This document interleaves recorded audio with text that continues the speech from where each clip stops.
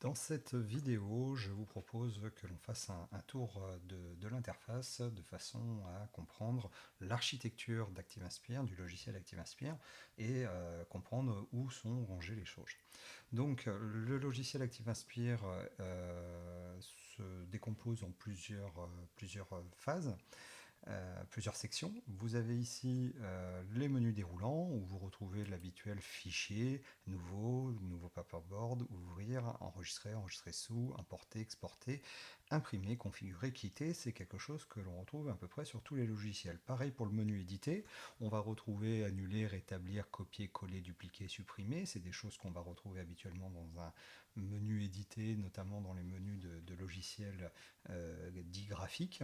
Et ici, on va retrouver aperçu qu'on a vu juste avant, et notamment la zone qui est ici, qui va nous permettre d'afficher ou non les différentes fenêtres du logiciel.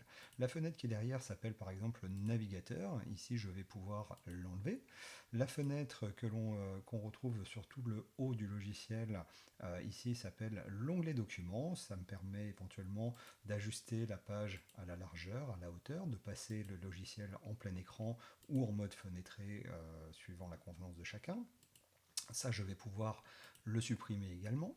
Vous allez avoir la corbeille que l'on retrouve tout en bas à droite ici. Donc ça, pareil, je peux l'enlever. Et finalement, je vais pouvoir enlever aussi l'extension de page que vous n'avez peut-être pas d'ailleurs.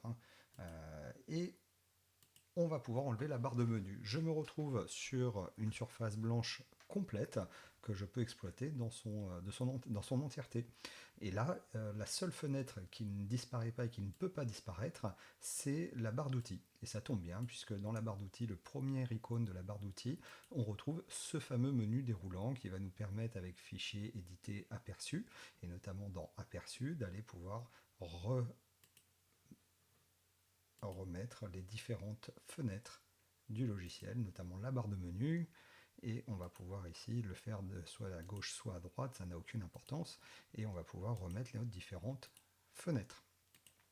Le dernier icône qu'on n'a pas vu, c'est le tableau de bord, c'est la page qui apparaît au démarrage du logiciel, sur lequel on va retrouver la possibilité d'ouvrir ou fermer les paperboards, de faire la notation de bureau qu'on verra un petit peu plus tard, le temporisateur que j'expliquerai, et bien sûr les activités qu'on verra un peu plus en détail dans d'autres vidéos. Voilà. Au niveau de l'interface, les fenêtres sont flottantes, aimantées sur les bords, pareil pour le navigateur, ici. Elles sont épinglées. Si j'enlève la petite épingle, la fenêtre vient se ranger sur le côté. Si je veux la récupérer, j'approche ma souris du bord de l'écran, et à ce moment-là, ma fenêtre réapparaît. Je peux la réépingler, la redimensionner en récupérant la poignée sur le bord. Ici, le navigateur, on va retrouver différents onglets. Le navigateur de page, qui va être un manager de page. Le navigateur de ressources, dans lequel je vais avoir les ressources qu'on a de base sur le logiciel. Et le navigateur de ressources personnelles, sur lequel je vais enregistrer les ressources que j'aurais pu créer, les leçons que je vais pouvoir imaginer.